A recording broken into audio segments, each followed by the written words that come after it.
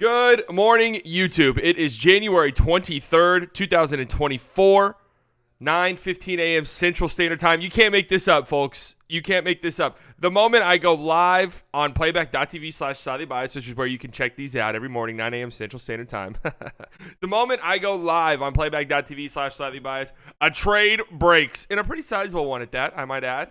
A not-nothing trade. We have the Charlotte Hornets trading scoring guard, dynamic scoring guard, Terry Rozier, to the Miami Heat in return for a 2027 first-round pick and Kyle Lowry. All right. Woo! All right, everyone, let's clap it up. We got ourselves a trade, and I have to immediately say I love this for the Miami Heat. I'm assuming that 2027 first is the Heat's. We don't know if there's any protections or anything like that just yet. But I really like this deal for both sides. The Heat have needed some scoring punch, right, especially at the guard position. And Terry Rozier is having, I don't even think it's really arguable, Terry Rozier is having the best season of his career. 23 points per game. 23 points per game, really stepped up in a major way whenever LaMelo Ball was out and was kind of carrying the Hornets. I know their record is terrible, but they were in a lot of games and won some games simply due to the fact that he was just going absolutely nuclear. Second highest true shooting percentage of his career so far this season, only .001 points behind his career high in the 2020-2021 season. Career high in points per game so far this season for Mr. Terry Rozier. He's at 7.7 threes per game, 35% from three. Also, career high in assists by like a wide margin.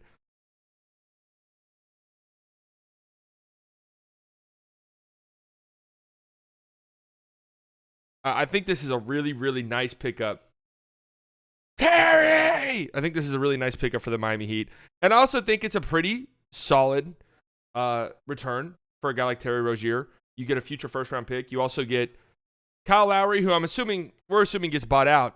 But also for the Heat, Rozier's a guy who's under contract for the next 2 years at a pretty reasonable number, like 23 this year, 24 the year after that, 26 the year after that. I like this move quite a bit for them. I do like this move quite a bit.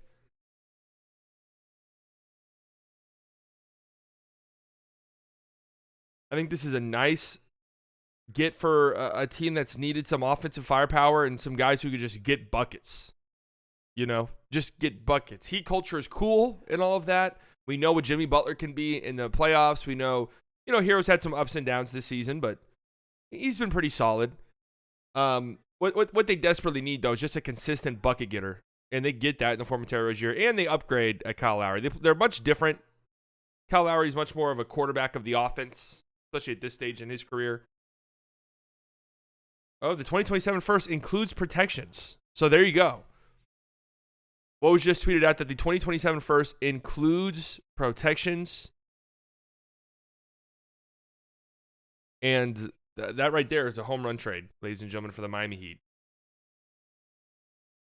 That right there is a home run trade for the Heat of Miami. I really like that for them. And maybe that gets some things kickstarted. I thought Rozier to the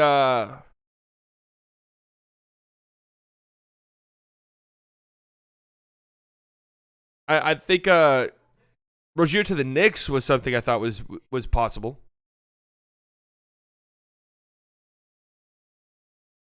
But instead he goes to the Heat. That's one guard off the board. And if you're a team like the Raptors, who have Bruce Brown, I'm trying to think of some teams with some other guards who might be on the market. The Wizards with Tyus Jones, you're rubbing your hands a little bit. You're rubbing your hands a little bit. The guard market's gotten a little bit thinner.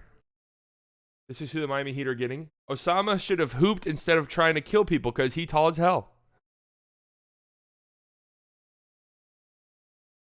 Wise words from a wiser man.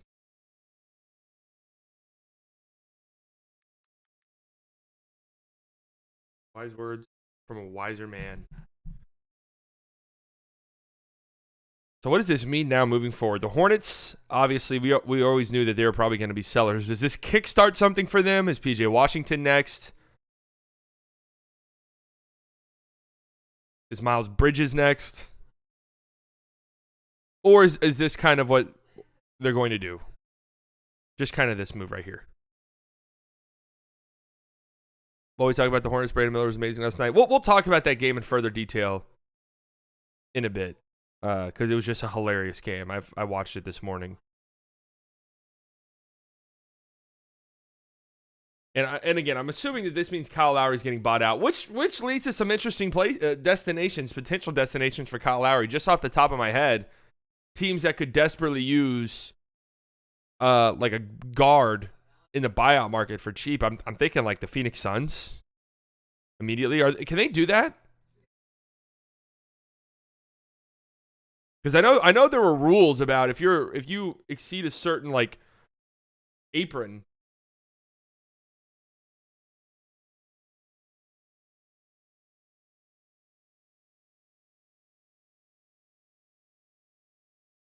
What was just tweeted, the Hornets have no immediate plans to work on a buyout with Lowry and are expected to see if they can work on another trade for him before the February 8th deadline.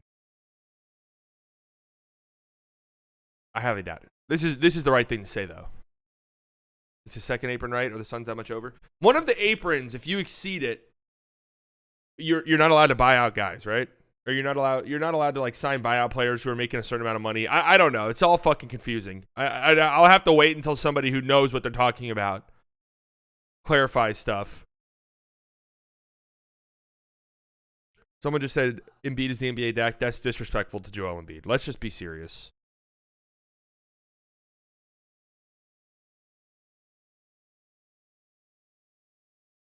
Wow. 2027 first round pick. Miami is sending to Charlotte for Terry Rozier as lottery protected and then becomes unprotected in 2028.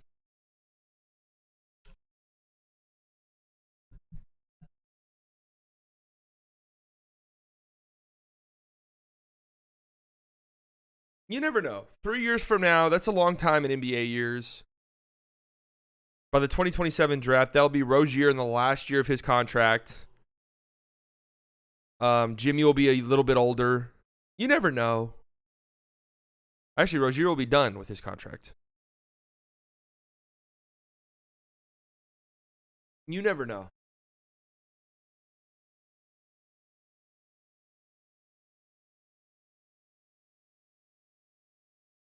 Notes on a second apron team cannot sign a bought out player whose salary was greater than league average. Okay, so if Kyle Lowry gets bought out, the Suns cannot sign him, correct?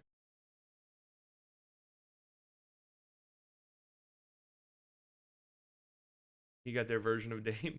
Yeah, Terry Rozier's been really, really good. And there's been some like fringe, I'm talking like deep in the trenches type of NBA people who are like, hey man, look, like you got to at least acknowledge Terry Rozier's name when you talk about the All-Stars. Not that he'll make it, but just be like, hey, Rozier, like he's having a good year.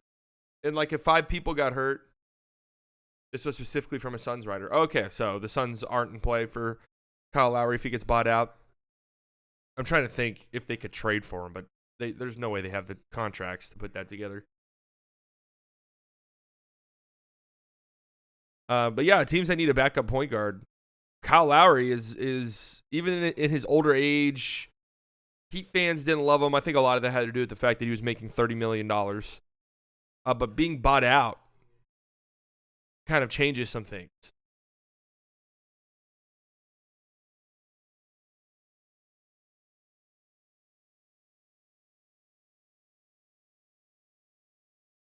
Getting bought out kind of changes some things. I really like Terry Rozier in Miami. I really, really love that fit.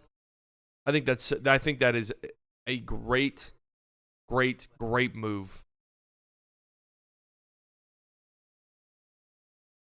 A great move. Let's see what the Heat fans are talking about over on Reddit.com.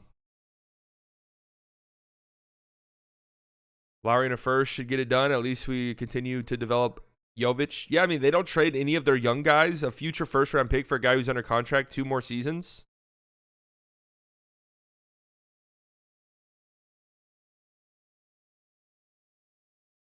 I really like this deal for them. needed a bucket getter in the worst way imaginable. How many years? Old Scary's contract this year and then 2 more years. So thank God. What year is the first round pick though? This draft class is weak, so hopefully 2024. Can't trade 2024 because our 2025 pick being owed to OKC. Lottery protecting that pick in 2027 is interesting. And I guess it kind of opens up some things because in 2027, if you're ass and you end up being in the lottery and you keep that pick, you then got to realize, okay, fuck, we don't have our 2028 picks. We need to figure something out here.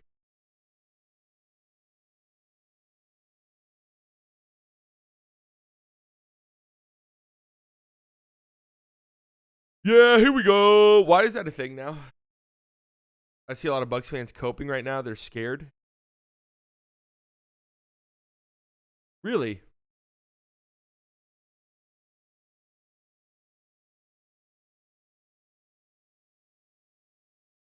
All right. Well, in the midst of fun trade updates, we get a Woj bomb about Kevin Porter Jr.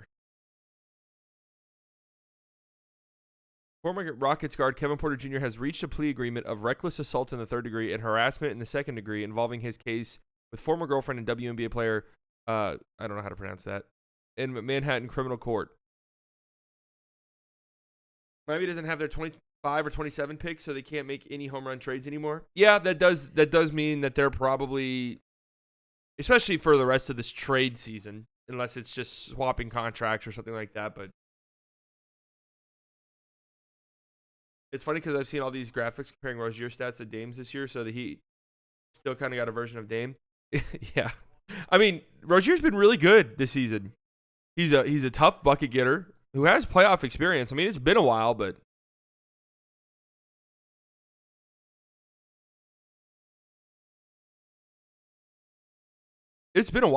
he was pretty damn good in the playoffs for the Celtics. What was that, his rookie year? No. He had 16.5 point per game postseason performance that year that they damn near made the NBA Finals. That shit was crazy. I remember that vividly. Kyrie was hurt. And Rozier had to get it out of the mud. Meanwhile, the Mavs are stuck in the treadmill of mediocrity, going nowhere fast.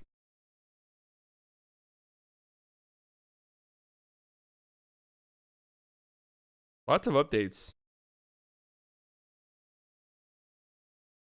Okay, Woj, we don't give a fuck about the Kevin Porter Jr. updates, man. Okay? We don't care.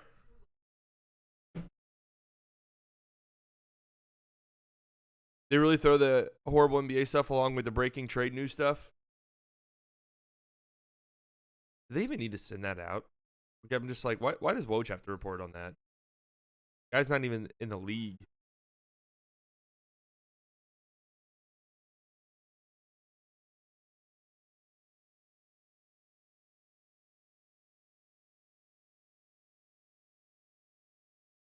We just need guys to make threes.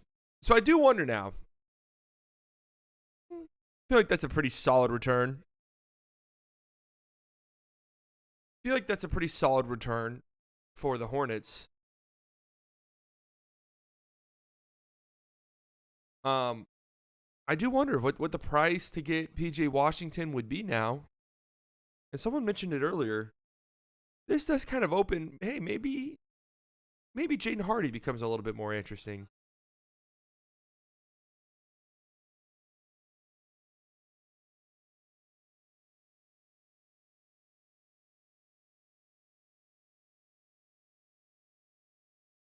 Mid Mavs going with a mid trade and big swing in the summer probably. Yeah, I've been telling you guys all season. I don't think they're going to be doing anything major at the deadline. They do usually make moves at the deadline. They've made at least one trade around the deadline each year of Luka's career. So I have to imagine they do something.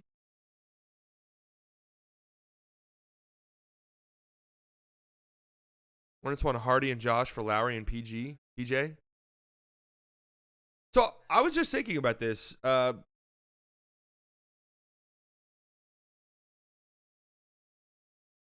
Lowry to the Mavs, like, I think the Mavs do have a weird, untalked about need for another ball handler.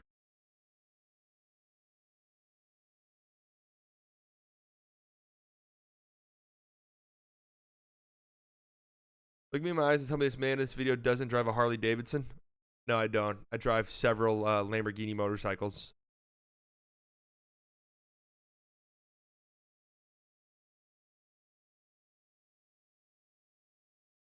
Bring PJ home. He dunked on me when I was 14. Bring him home. I've been kind of on PJ Washington. At the right price, I think it would be great. I do. I do think there is some like, all right, we traded for this guy and we're gonna unlock his full potential type of thing. Like we're gonna put him in a role that best suits him on a winning team, and we're gonna reap the rewards there. I do think there's some of that.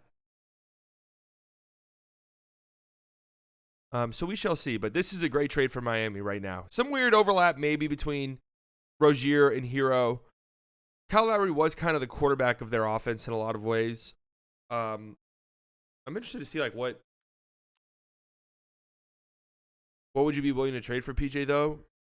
I'm not gonna lie, I would want to get out of there without giving up a first, and I don't even know if that's possible. If it's not possible, then we move on. Like that's just really how I feel. Is it a way that are the Hornets somewhat interested in any of the Mavericks' young players? Can we do that in like some seconds and be on our way? If not, then okay. The answer to that question is probably no. Just got a BR report by Woj that the Hornets strictly want to trade Lowry. That's what they're going to say right now. They're going to say, hey, we want to trade him. We're not buying him out. If you want him, you got to trade for him before inevitably buying him out. Before inevitably making the buyout. Like, that's just what it's going to be. You know, I'm not a fucking moron.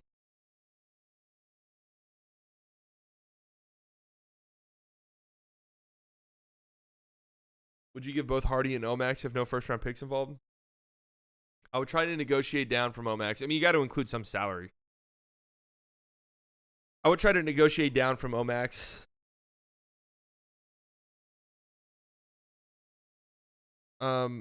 Hardy for sure. Hardy without a doubt.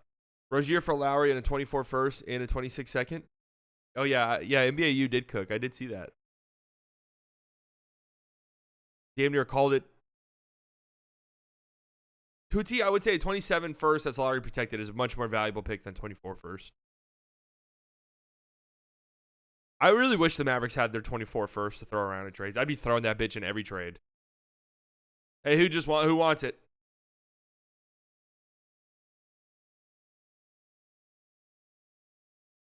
I just want the Mavericks to make a trade to bring some excitement back. Yeah.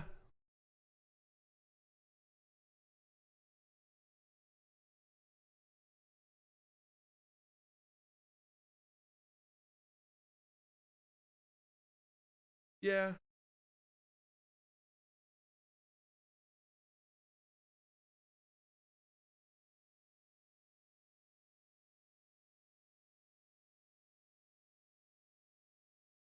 Send Tim Hardaway Jr. to the Knicks and get that first back. The Lakers are expected to show interest in players like Trae Young and Donovan Mitchell. The Lakers have discussed internally the possibility of packaging 3 picks along with players they already have on their books to pursue a bona fide star, such as Donovan Mitchell of the Cleveland Cavaliers or Trae Young of the Atlanta Hawks. Get fucking serious. Get serious, you clowns. Man, what a great trade for the Miami Heat. What a great trade for the Miami Heat. I really do love it. So you get a scoring guard who can pack a punch offensively for you. The Heat, so far this season, the 21st best offense. Over the last 2 weeks, they have the second worst offense in the NBA. So they're just a team that desperately needs some offensive firepower. You get that in Rozier, a tough bucket getter, a guy who can play in a half-court setting and just generate tough shots. What are the Heat's? What's the Heat's half-court offense looking like? 13th. I was about to say it's probably better. They feel like a decent half-court team. How does this move change the power structure in the East? It makes them better. It makes them better. The Heat are just the team where you just know they're going to flip a switch when the postseason comes around. They haven't been like earth-shatteringly good at any points this season, although I will say they've been dealing with quite a bit of injuries. It might not be game-changing. It's not like Rockstar coming out with Grand Theft Auto 6. Like, it's not changing everything. It's like Rockstar coming out with like a Red Dead Redemption remake, a remaster. Like, it's cool. It's fun. It's not changing everything, but it's changing some things.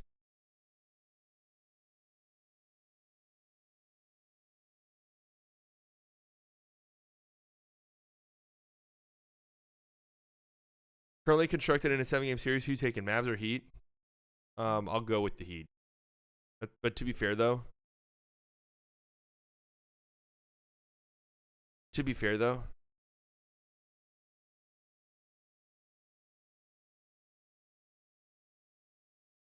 I said to be fair, and then my brain just shut off. My brain just shut off.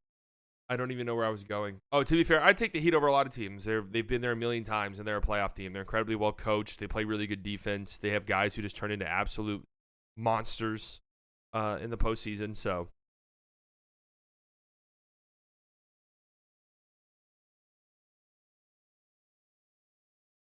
the Hornets will continue to take calls heading towards the trade deadline after shipping out Terry Rozier. This is the first step of a long-awaited reset in Charlotte. What have they been doing? PJ Washington and Nick Richards are two players generating serious interest from multiple contending teams. I have to imagine the Mavericks are kicking the tires there.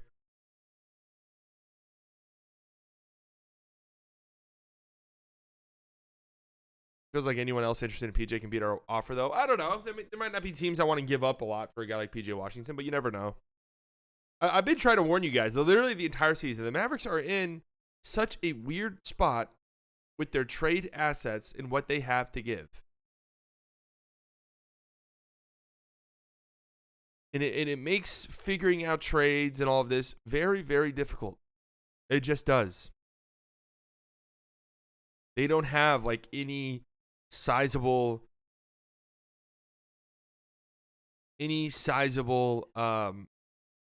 expiring deals. So a team like the Hornets, if they're like, we want to save some money, just send us expiring contracts back for PJ Washington. The Mavericks don't really have that.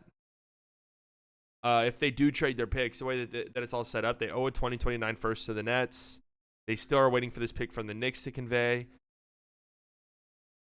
But until then, any trade really limits you in what you can do moving forward.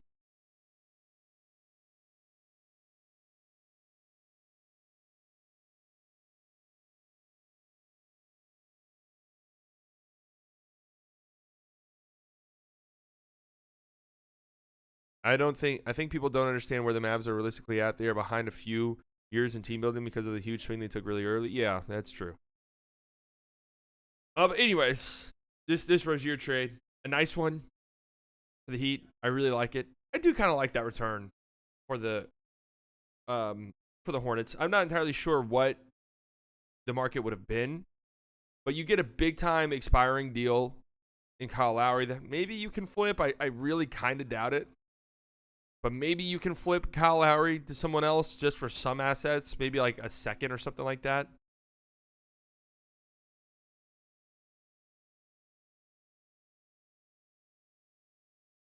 But who knows? The NBA is a crazy thing, man. That future pick might be valuable.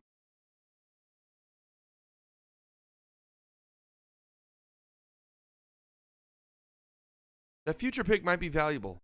We talk about the Heat culture. They're never bad, but you also never know. Lowry is expiring, yeah.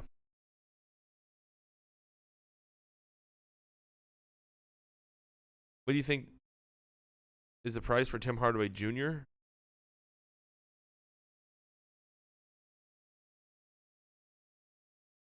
I feel like Rozier's more valuable than Tim Hardaway Jr. And if he goes for a big expiring and like a protected future first, I don't know. Maybe a team that's like has some picks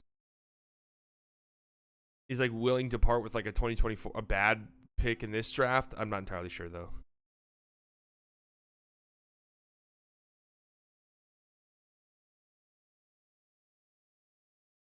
Yep. Scary Terry to the Heat, man. Scary Terry to the Heat. 25 points per game, damn near. Over 6 assists. A guy who, again, has been in the playoffs and has had like one legit playoff run where he was really good for the Celtics. And he just kind of fits what they've got going on. I forgot where I heard this from, but pretty sure somebody said that people around Terry Rozier thought that like he would love to go to Miami, and even if it meant like being just in a backup role, like a 4th or 5th option, like he would be cool with that. It's something that he's done early in his career.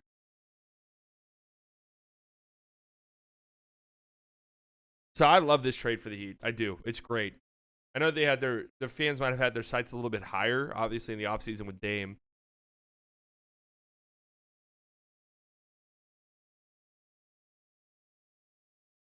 Does playing good for a season really change a player's trade value?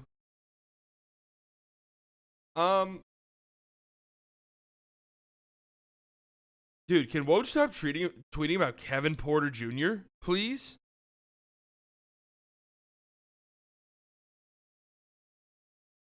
Like, please? Um, it depends. It depends about players having one hot season. How much does it change their trade value? It depends, I think. Would you rather have Dinny or PJ? Dinny, I think. Can Woj tweet more about his podcast? That's why I follow him. Oh, man. Like, come on, Woj. You're selling your soul this hard for Kevin Porter Jr.'s agent? Like, we're in the middle of talking about a fucking trade.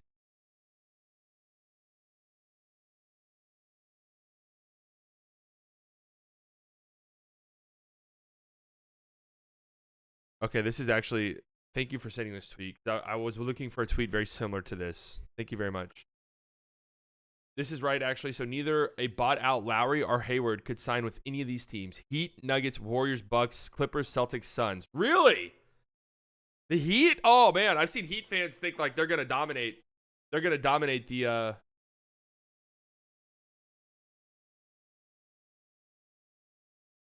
They're going to dominate the buyout market. Wow, that really limits the buyout market. I mean, who are the best teams that, like you could sign for? These are all like the main contenders. I guess you still have the Thunder and the Timberwolves and shit like that.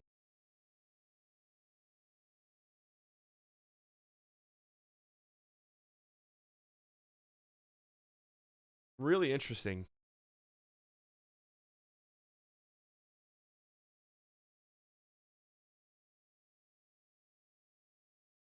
Lakers probably just because LA and Braun.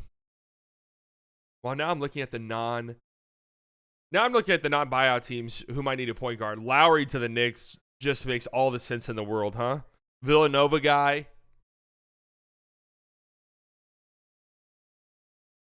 Although he was there way before, like Brunson, Hart, DiVincenzo were all there at the same time. But another Villanova guy to add to the mix.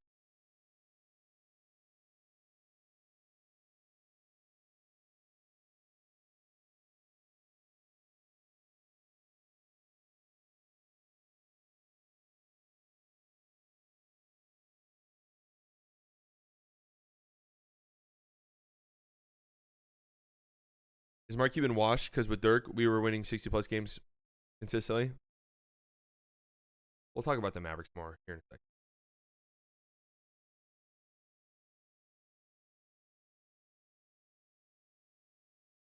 So a great trade. I like this a lot. I like that teams are making trades earlier this year. You know, like what? Like why wait? You know what I mean? Why wait? We know what we need. We know what we're looking for. Why waste everyone's time? Hornets and Hawks selling time.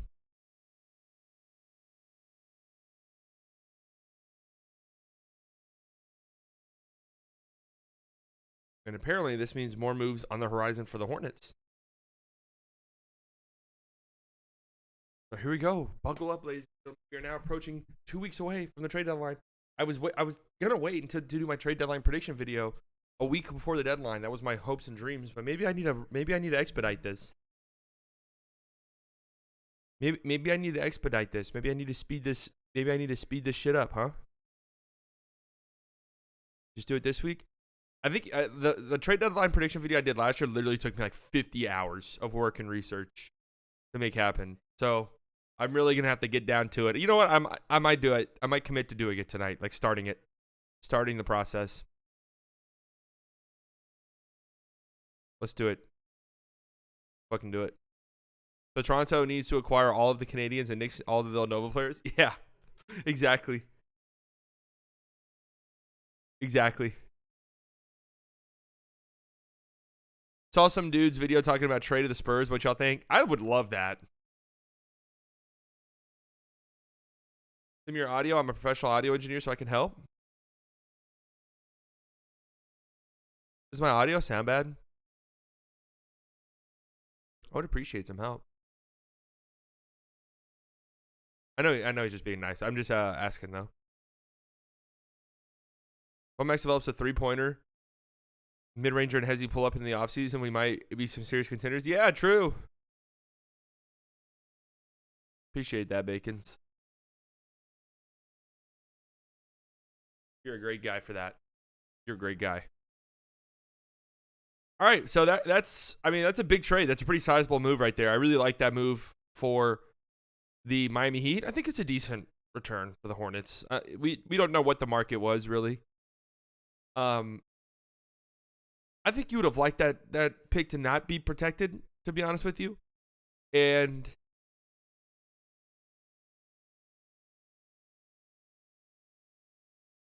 I just think that's what you would want. Playback chat for his YouTube chat is 2 different worlds. I'm telling you guys. I should have got members only last night in the YouTube chat, but just whatever the maps start losing, it just gets really bad. And it sucks all the life out. And I don't think I was being like too negative.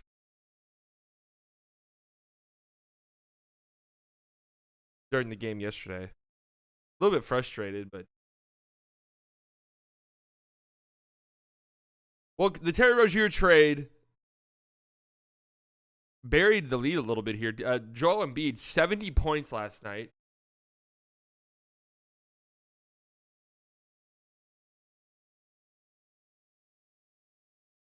$70 points last night for Mr. Joel Embiid against the San Antonio Spurs. This was actually a fun game, and I gotta give Victor Wembanyama some credit here,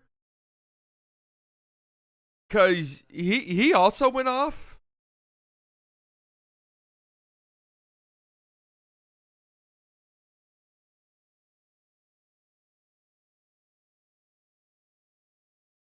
He also had a really good game in this one. But Embiid, man, 70 points, 24-41, 18 rebounds, just an absolutely dominant performance. Yeah, it would be kind of tragic if Embiid doesn't win the MVP because he doesn't play 65 games. At this point, the shit's wrapped up. If he plays 65 games, he's winning the MVP. There's absolutely nothing. There's absolutely nothing I think that can happen between now and the end of the season that can change that. I think there's a world in which Embiid could get to close to 40 points per game on the season. I think there's a world in which that can happen. He's at 36 points per game right now. Dude, he's at 36 points per game. He's been so consistent. Over his last 10, he's averaging 40.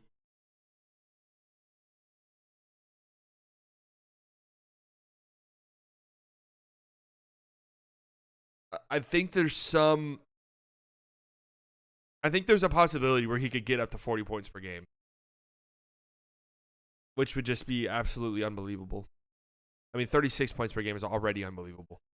So he's been amazing. I mean, he just has. And we are a very solid playoff run. I don't think necessarily a finals championship or even a championship.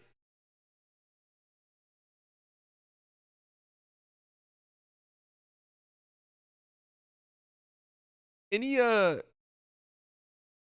even a championship appearance. I think just like a really solid, strong playoff run for Embiid. Conference finals. Maybe they lose in a hard-fought series against the Celtics or something.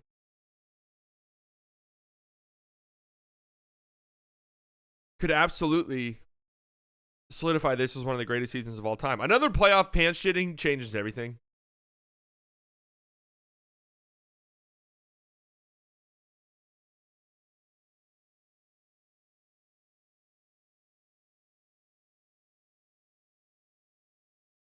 Incredible game for Mr. Joel Embiid. And again, incredible game for Wemby too. Like, I thought he was really good in this game. It's going to be... I'm telling you guys, if he's healthy, he's taking over the NBA. I don't know how long it's going to take. The Spurs have a lot of roster building to do. But he's a fucking nightmare.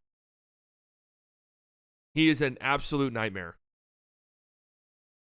Anytime I bring it up, like on Twitter especially, there's always Mavs fans who reply, and they're like, Lucas fans are like, I'm not worried at all about him. You should be, dude. You absolutely should be.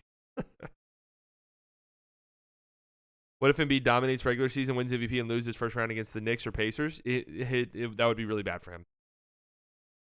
That'd be really bad for him. And, yeah, he'd be pretty much done.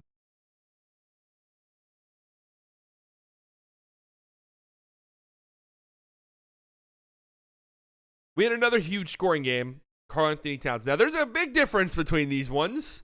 Embiid was just in complete and total control of this game and absolutely dominated in every facet of it, which led to a win for the Sixers. And you could look at it and say, oh, my God, well, they needed all of that to beat the Spurs by 10. Wemby was really good in this game. The Spurs were making a lot of shots. Like, you got to tip your cap to them. The Timberwolves. Whoa. Karl-Anthony Towns scores 62 points in this game. And I have to say, straight up think, especially in the second half mainly, straight up think he played terribly. As crazy as that sounds, I've never seen this type of reaction just across the NBA, and especially from their own team, to a player scoring this many points.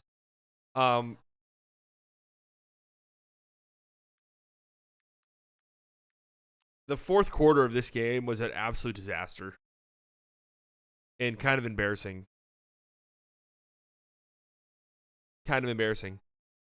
So Cat had 62 points. He was on an absolute burner in the first half of this game. What do you have in the first half? I think 44 or something like that. I'm about to look it up right now specifically. Just couldn't miss from three. Was red hot. Aggressive, getting to the rim, finishing. Like, he was really good. 44 points in the first half for Cat on 8 of 9 from three. This is just in the first half. 8 of 9 from 3 and 14 of 17 from the field. So he was absolutely dominating. Second half, 18 points on 18 shots, 2 of 6 from the field. Fourth quarter, 4 points on 10 shots, a minus 16. This is a big reason, too, why I cannot fucking get there, dude. With this Timberwolves team sometimes, in the sense of them being like a real legitimate championship contender. They're so immature.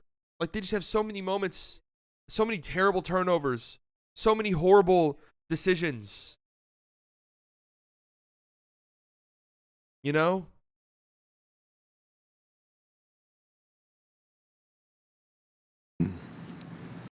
It was an absolute disgusting performance of defense and immature basketball all the way through the game.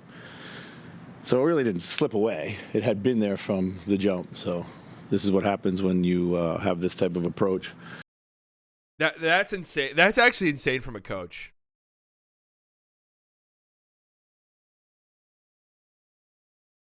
That's kind of insane from a coach to be like, yeah, Cat had a good game. Scoring wise, but other than that, it was fucking trash.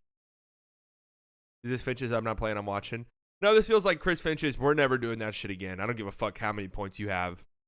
Cat was getting benched down the stretch of this game, guys. Like, I need you to understand, he was getting taken off of the court. They benched him. They didn't want him on the floor anymore.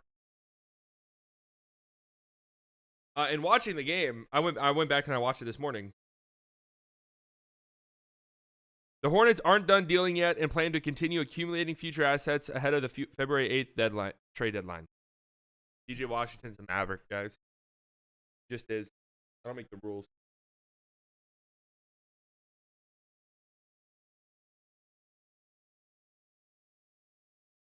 Would be nice if Kid was like, yeah, Luke had a big triple-double last night, but he played like shit and cried like a baby. I mean, Kid damn near said that after the game last night.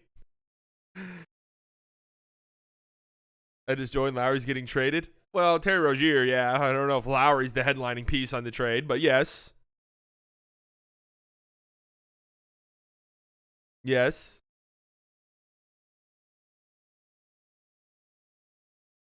Oh, but man, I thought Cat was a disaster in this one, and they were trying. It's not all Cat's fault. Like the Timberwolves were literally going out of their way. I kind of respect it in a way.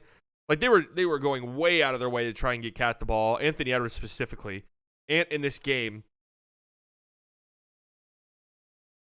Ant in this game, 3 of 11, 9 points, 11 assists. Genuinely just passing the ball to Cat every time. I wonder how many of his assists were just passing it to Cat. So I do kind of respect that, wanting to get your teammates going. But yes, Cat was horrible defensively. 7 turnovers in this game. This team with their turnovers, man, it's just unbelievable. And their offense just gets to a point sometimes where it's so disgusting and ugly. And I'll give them a little bit of a pass in this one and just say that, you know, they got a little bit too caught up in trying to get Cat a ton of points and ended up biting them in the ass.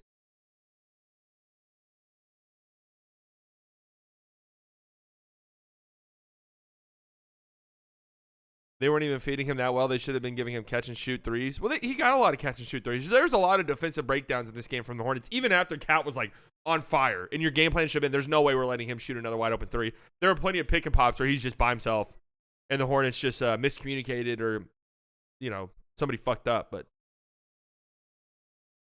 yes, down the stretch though, it was Cat just driving into a crowd, and even on that last play of the game, where Cat definitely got fouled. I mean, they fucked that up. That should have been a foul. Cat should have been shooting free throws to try and win the game.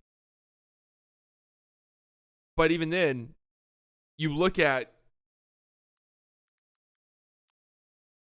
the play, and Cat is full speed driving into literally 5 people. I'm trying to see if I can find this last play of the game on Twitter. Oh, and the Hornets commentary team was just on one last night. I mean, just some of the best in the business. This is what I like about play-by-play people, my commentary teams. I want people who are fans of the sport more than fans of the team. Does that make sense? I want them to be fans of the team. But I want them to be fans of basketball first and foremost. This has to get kicked out. This has to be a pass.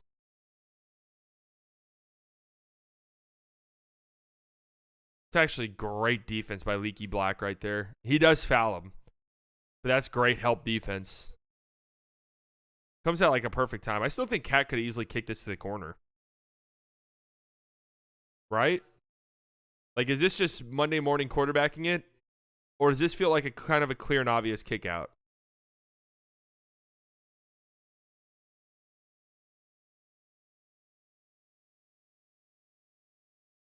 McDaniel's not hitting that shit. You're probably right. You're probably right, to be fair.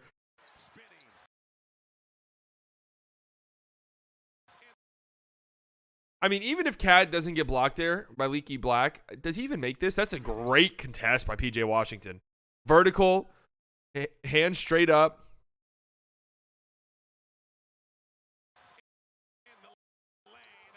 That's about as good of a contest as you could see right there, as you'll see right there from PJ Washington.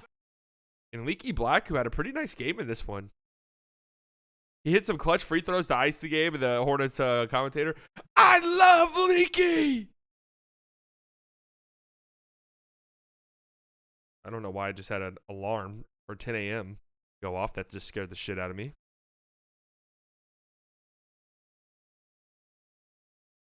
Yeah, Abhishek, let's reel it in a little bit. Like, we come here in the morning to have fun and talk about the NBA as a whole. We're not doing the crying about the Mavericks like being bad. Like, we don't do that here. This is a fun sort of general NBA. You are late for a pickup game on an outdoor court? Must be. Leaky Black is a sick name. He's never made a free throw as a pro, but he has now. I love Leaky. He's never made a free throw as a pro, but he has now. I love Leaky. Goat. So good. He had some great calls too. With Cat in the second quarter, when Cat was just raining threes, he was like, "No!" Oh, this is it right here.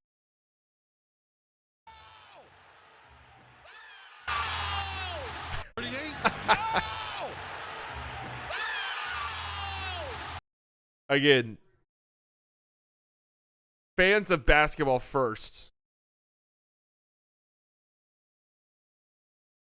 Can we trade for the commentary crew? I love the Mavs commentary crew. So this is a hilarious game. Hilarious game. I don't know if I've ever seen somebody, we've seen big scoring performances where the team is lost, but it feels like more often than not, you leave that game saying, wow, that guy was by himself. It feels very rare that you see like a big scoring performance like this, and almost everyone is just like, that was really bad. Like, wow, that was really bad down the stretch.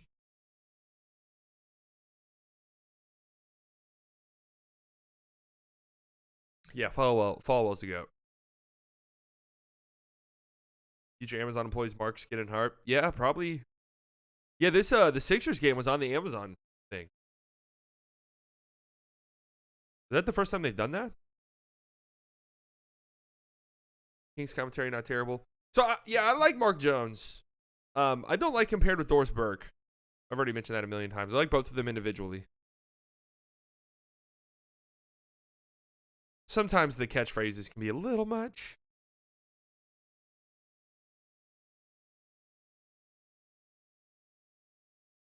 I did see the Lakers are looking to trade for Trey. All right, what else happened across the league? Giannis had a triple-double against the Pistons. Okay, Cavs blow out the Magic. 75 points right there. Congrats for the special witness it. That's actually hilarious from Batum. Sam Merrill had how many points?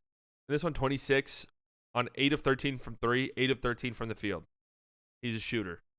One of the quickest releases I've seen. That thing just flies out of his hands. It's lightning quick. Hornets, Timberwolves, we just talked about. Grizzlies beat the Raptors. There might be some life. What did I pick the Raptors to finish in the East? 14th, right? There's almost no way. I had them finishing 14th, right? I'm pretty sure I did. There's almost no way. But there might be some life to it. How far away are they from that? Yeah. 8 games? There's no fucking way. There's absolutely no way. Suns beat the Bulls. This one was a crazy one. Crazy back and forth. Kevin Durant's game winner. Just absolutely incredible. The Suns are on quite the hot stretch now. They are winners of their last 8 games. Oh, wait. No, sorry. 6 games. 6 straight wins. KD goes off for 43 points, including the game-winning shot. Yep, adjusted his shot midair. I'm wondering if the Suns are maybe exercising some late-game demons that have really haunted them. And they're starting to look a little scary. They're starting to look a little scary, ladies and gentlemen. And the Mavericks play them tomorrow night.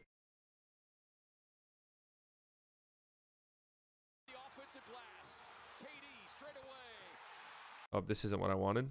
I want the game winner. Crazy shot. Adjusts midair. And the net barely even moves, folks.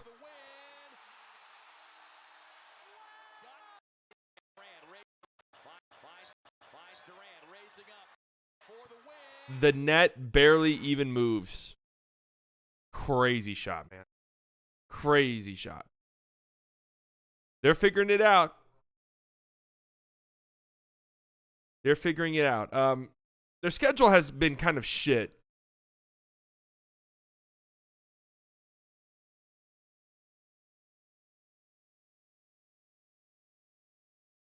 But still.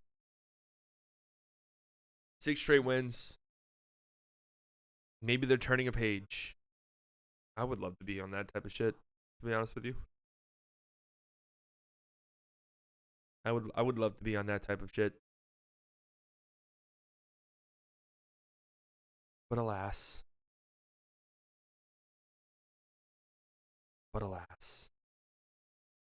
And then the Kings beat the Hawks. Okay. Let's briefly talk about the Mavericks game. What's there to say? I mean, what is there to say? I can't believe there was as big of a meltdown on Twitter and other places about this loss. Just being honest, I mean, the Celtics are really good. I don't know what to say. The Mavericks are good, but they're not great. And in the NBA, you need to be great to win. And in the NBA, being a good team, you know, it's really hard to beat a great team. And that really is kind of what it boils down to, folks. I mean, I don't really know what to say outside of that.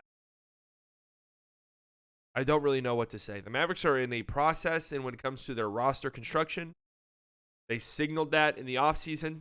Said it a million times. They went younger.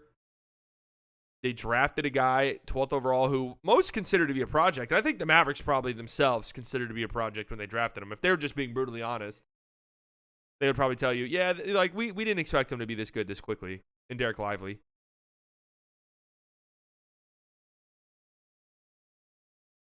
And yeah, look, Luka and Kyrie didn't have a great game. Comes out after the game that Kyrie sprained his thumb early on his shooting hand. Okay, that kind of tracks. Luka was really inefficient to start this game and was hanging his head and pouting and moping up and down the fucking floor early in the game, and it led to easy baskets for the Celtics. Okay. You're going to have a hard time winning. I love this like back and forth Mavs fans are having where it's like, on one hand, trade everybody on this shit roster, fuck everyone, trade everyone. And then on the other hand, our coach is the worst, fuck him, fire him. What is it? Like you can't say our roster is absolutely trash. They're 5 games over 500. Like at a certain point, yeah, we started with the Rozier trade for like 30 minutes. Fire kid for Will Hardy? I mean, yeah, that would be really cool. Why would that ever happen?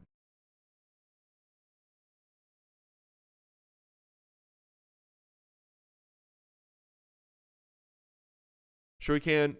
Roster is problematic and kid is worse.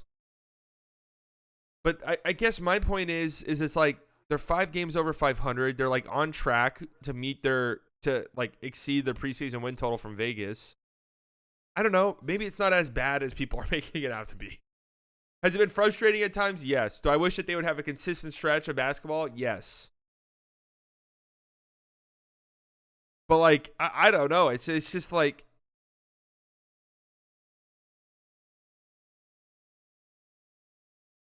I don't know, man. Keep seeing people like, oh, like why does kid go small so much? They're built to go small. They literally built their team to go small.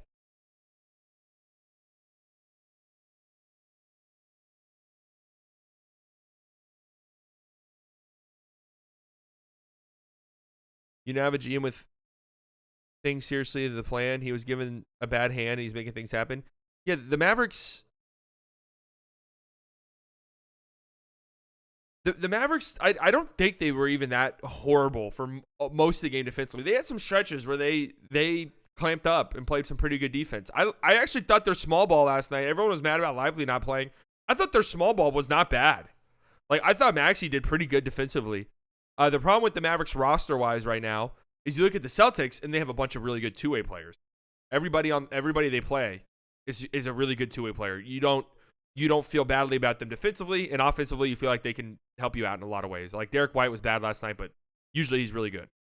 Jaylen Brown, you feel good about him defensively and offensively. Tatum, you feel good about him defensively and offensively. Al Horford, defensively and offensively. The Mavericks have a bunch of one-dimensional guys. I mean, if we're just being brutally honest, even like Luka, sometimes it's scary defensively. Kyrie, he's a smaller guard. Sometimes it's a little bit scary defensively. So they have to make these like in-game decisions. Do we need scoring or do we need defense? Well, if we need defense, we're going to sacrifice on offense. If we need offense, we're going to sacrifice on defense because we don't have the two-way guys. Could Kidd do a better job of like making sure that certain lineups on the floor have a little bit of both? I guess, yes, he could probably do a better job.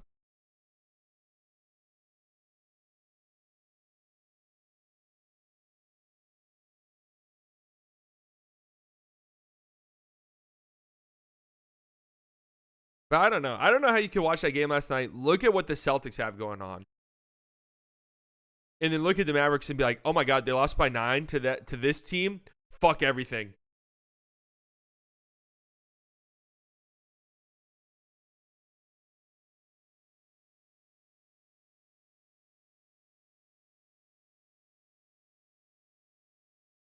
Trade everyone. Fire everything. This roster, man, that's not a microwave fix. Yeah, this is what I've been trying to say. It is a process. It's gonna not be that fun, and I know it sucks. In year 6 of Luka that we're doing this. Absolutely terrible. The front office fucked themselves. There's no doubting that.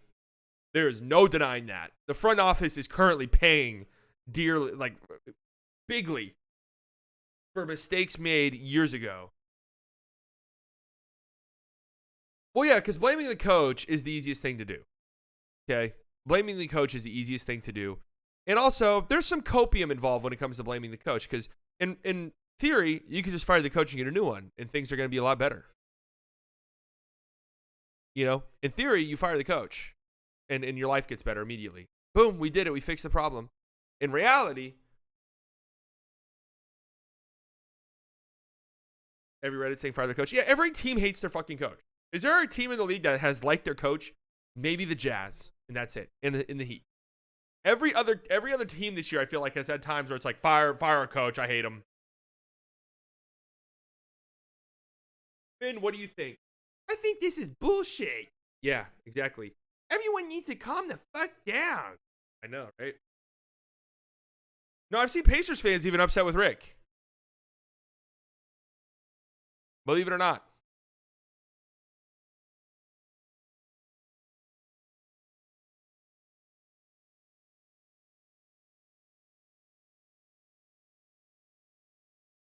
I'm not saying Kidd is a good coach. I mean, they could fire Kidd tomorrow for all I care. Genuinely. I don't ever want to make it seem as if I'm like defending Kidd. No, Kidd's like one of the best coaches in the league. You should never fire him. He should have a statue built. He should be the coach of the team for the next 20 years. Like, I'm not saying that. I hope people realize this. You fire him tomorrow for all I give a shit. But firing Kidd is not just magically fixing this team. Okay, this team has some roster deficiencies that they're trying to address. And they signaled in the offseason, hey, guys, it's going to take some time. You know, we're drafting rookies. We're drafting 2 rookies that we want to develop and turn into rotational players down the line for us. Where every move we're making in free agency outside of Seth Curry, who's a near minimum guy, outside of bringing Dwight Powell back, near minimum guy, and outside of re-signing Kyrie, which you had to do, everyone we're going to get is going to be young players that hopefully can be parts of the future for us as well as the present. And that sucks in year 6 of Luka because you want to be contending. You look at all these other teams, and it's like, why can't we be that? Like we have a megastar in year 6. Like we should be at this level.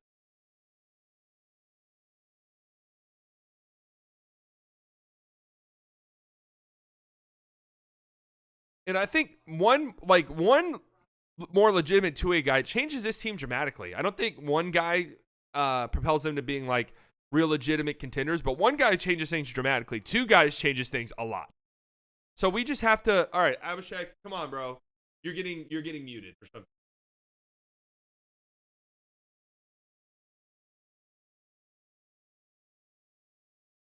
Like, dude.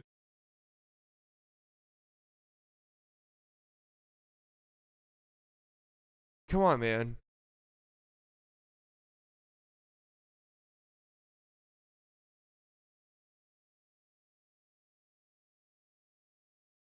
Leave this shit in the YouTube chat.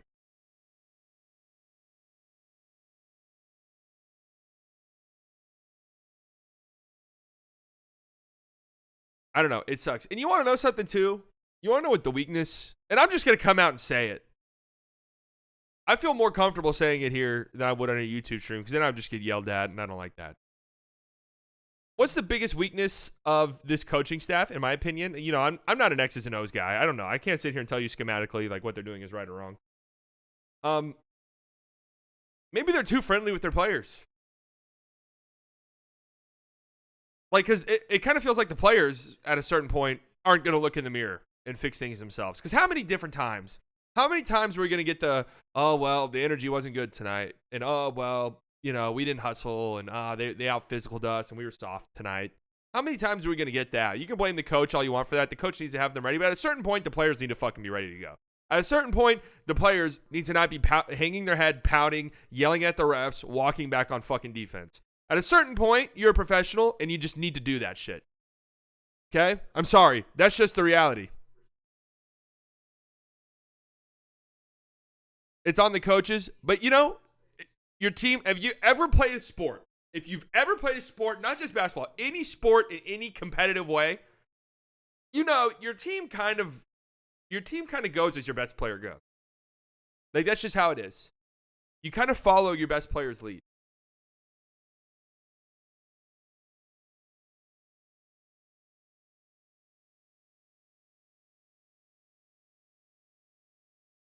You've ever played any sports, you know that's true. And if your best player is going to be hanging, and listen, I could, like, Luka missed some shots last night, whatever. I thought he, in the first half especially, it was yelling at the refs again. It was pouting. It was putting your head down, not getting back. There was a clip of Luka in the first 3 minutes of the game, not getting back on defense and hanging his head after a miss, and the Celtics got a wide open three off of it. It's like, dude.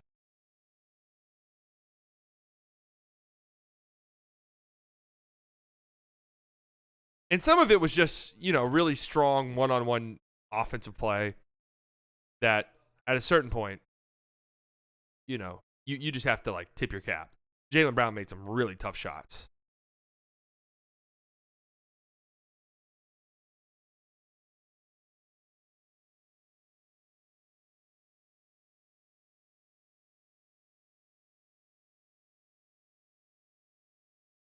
Like, there were some really tough shots made by Jaylen Brown. You just have to, like, tip your cap. But this right here, all right, this guy's making it seem like this is a bad shot. I don't think this is a bad shot at all. This guy said, nobody else touches the ball. This is a fine shot. Luka's got a smaller guy on him, even though it is Drew Holiday. Like, this is fine. We're 100% cool with Luka taking this shot right here. Misses it, whatever. What happens? Gambles unnecessarily under the basket for that. Kind of a frustration thing. And then, boom, head down. Here come the Celtics. Luka's going to be the last one to cross the court. And is just kind of guarding nobody at all. Kyrie's stuck guarding two over here. Because, again, Luka's just floating to the court. Just floating in. And, again, guarding absolutely nobody. And it leads to a wide open three for Drew Holiday, who does miss. But the point stands.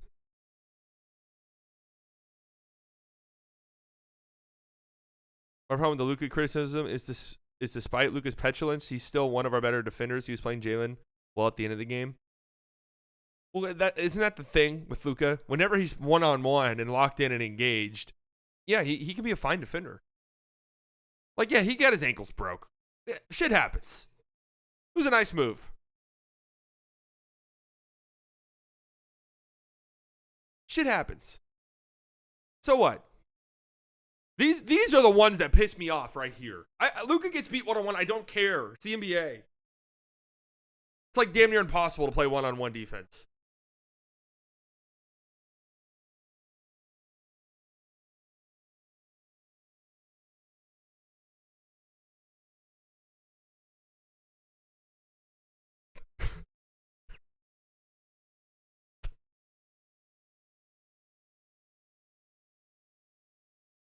So you want him to retire as a Mav? That's pretty funny. I'm not. Again, I disagree with this guy saying this was a bad shot. There's absolutely nothing wrong with this shot. Mavs go pretty quickly, get up the court quickly. We're 4 seconds into the shot clock. Celtics defense getting back. They don't have time to get over and help. So Luka gets a really good look. There's nothing wrong with that shot at all. I mean, am I wrong? There's nothing wrong with that shot. It's everything that happens afterwards. If that's a bad shot to you, you need to watch more Mavs ball. I mean, just in the NBA, getting your superstar this deep into the paint against a smaller player. That's a great shot. With no help, like you live with that shot 10 times out of 10.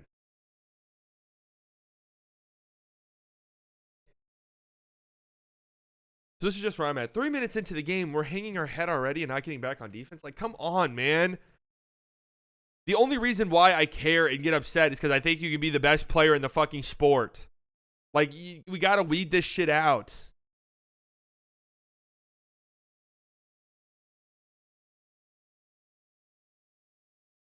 I'm sorry, man. Like, you just have to. It's not hating. It's not blaming him for everything. It's just the truth. And he's been way better at it this season. He has. He's been way better at it. But last night was a bad one, I thought. And he still put up some gaudy stats. I want to say when it was like, you know, I'm guilty of it too. Because it feels like, oh, Luke had a bad game, but he still dropped 33. The ball is in his hands all the time. Like, the ball's in his hands almost every single time down the floor. And it was like egregiously so last night. So, like, he's going to put up stats. And he was better in the second half of this game. He was better. He started off really poor shooting-wise, and it felt like he was better in the second half. The three stuff's a little concerning, I think. The shots just look really short, so I do wonder if he's dealing with a leg injury still that's bothering him. But it does feel like Luka's also a rhythm player in a lot of ways. It always feels like in games, if he has really long stretches of sitting, he comes back in and isn't good. That's why I like this minute structure for Luka, where he's not taking those super long breaks, not playing full quarters and then sitting for 6 minutes.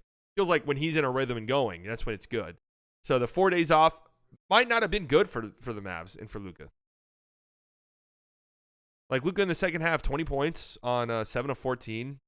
Like, we'll take that.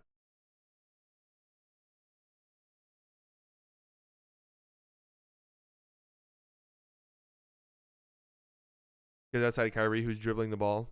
No, I'm not saying it's a bad thing that Luka had the ball in his hands a lot. I'm saying he's going to get stats because of that. Like, I'm not saying the Mavericks need to not do that or whatever the case may be. I'm just saying, like, he's always going to get stats because of that. I just feel like you can't look at Luka's numbers and decide from there if Luka's going to have a great game or not. Does that make sense?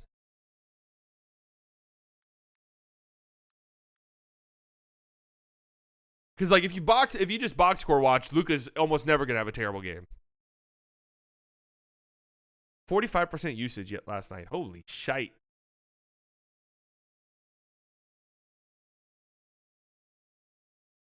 Holy shite.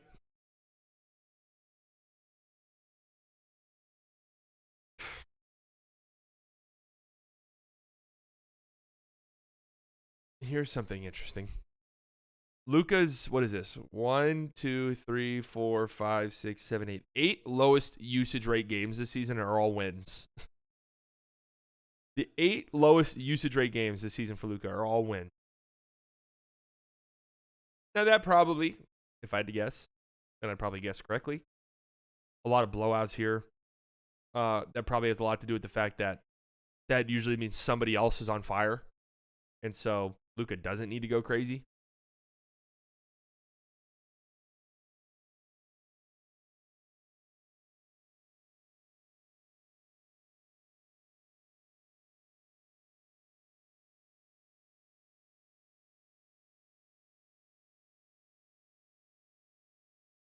X was more important than I thought. Yeah, Exum is important. And Exum kind of fits what I was saying. Like, Exum's a solid two-way player. Like, you feel pretty confident in what he's going to bring to the table offensively and defensively. So that gives you some flexibility and stuff like that. So again, the Mavericks are working their way towards it. But it's just not an overnight thing.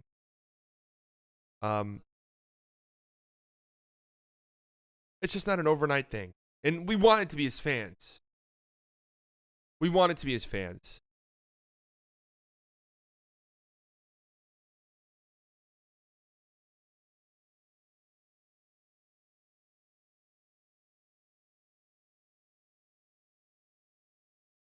We want immediate results. We want the team to be good.